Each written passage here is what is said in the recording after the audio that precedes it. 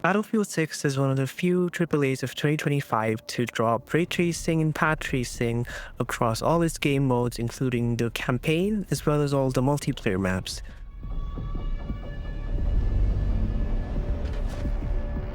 This marks a sharp shift in EA's policy, considering that Battlefield 5 was the first true hardware-accelerated ray-traced game launched almost 7 years back.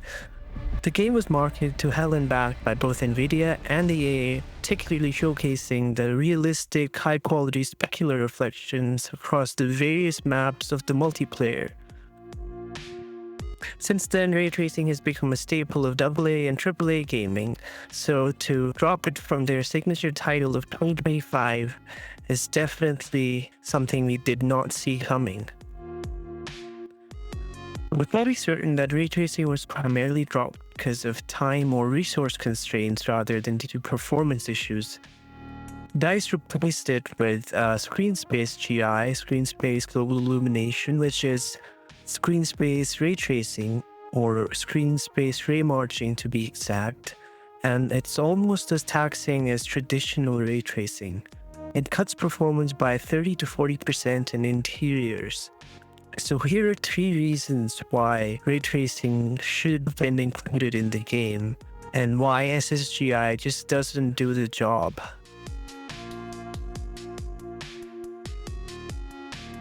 Problem with SSGI here is that it doesn't cover sharper corner and object edge intersections like shadows here. There should be a clear, well-distinguished shadow here. It just looks wrong.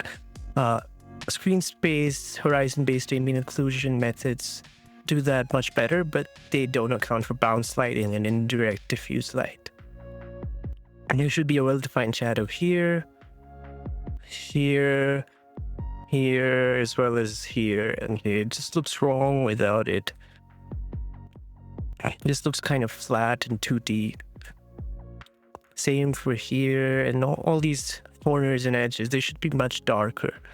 The other problem with SSGI is while they work well when you're near light sources, like in this room here, but when you move away from them, in rooms without light sources, like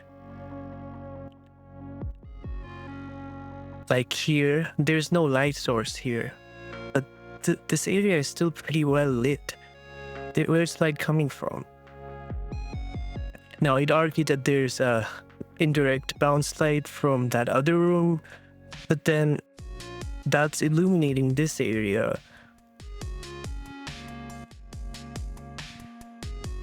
It's not illuminating this wall.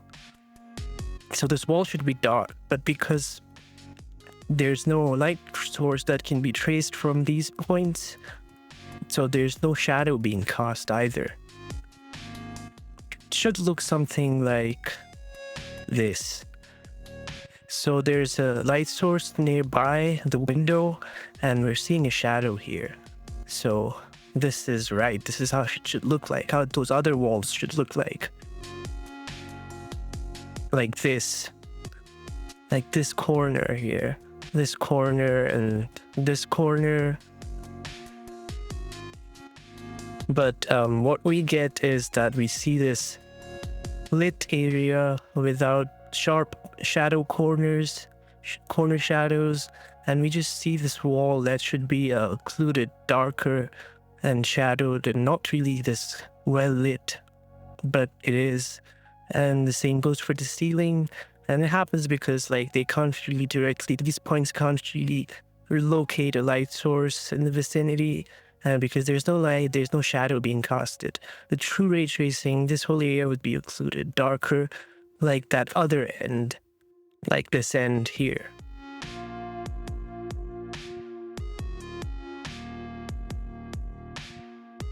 So here's how SSGI multi-bounce colored lighting works. So here we have a light source here up top, and this light source is going to cast a bunch of rays. These rays hit the table and it's illuminated. This is direct lighting. Now, because this table is illuminated and it's quite bright, it has a sort of reflects a lot of light. It acts as a secondary light source. Now the secondary light source will further cast rays everywhere around it that are the same color as the table.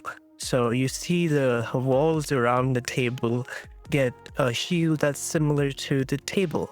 That's diffuse light. It's two bounce lighting. One bounce to the table and second bounce to the walls.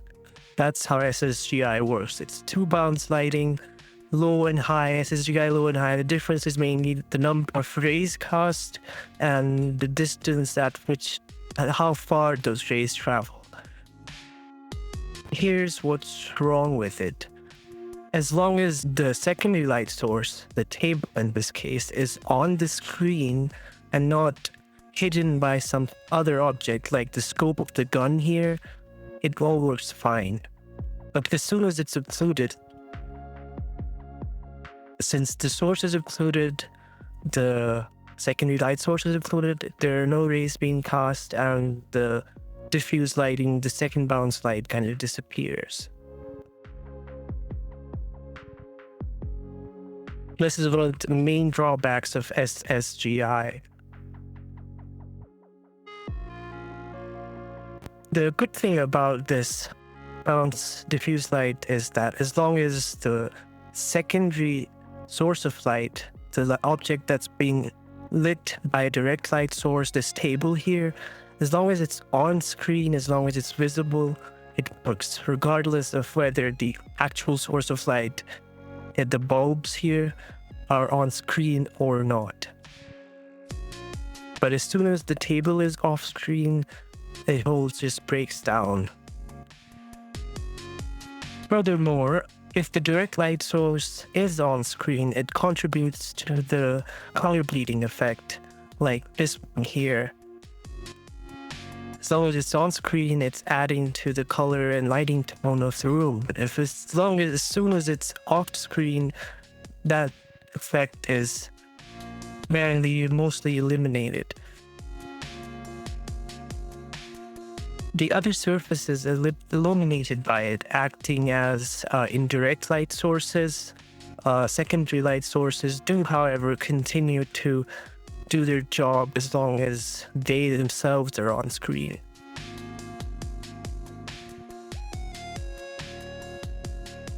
So here's another example of this phenomenon. Here, the lower face of the stairs is acting as a secondary light source. It's illuminated by the light bulb in the room directly behind us.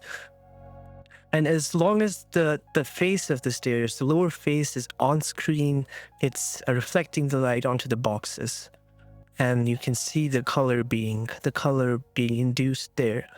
But as soon as you remove it from the scene or it's occluded by something, it just breaks and then the boxes are shadowed again. Comparison of our SSGI quality, low and high, differ. SSGI high on the left and SSGI low on the right side. Keep an eye on this box here on the top.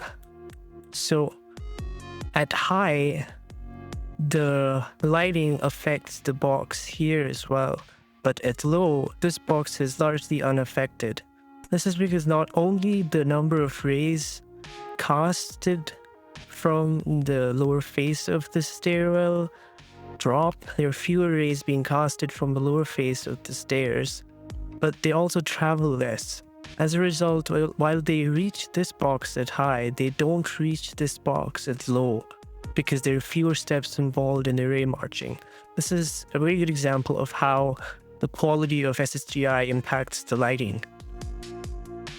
Finally, for the performance side of things, here we have SSGI and AO off, GTAO high in the middle, and SSGI high on the right side.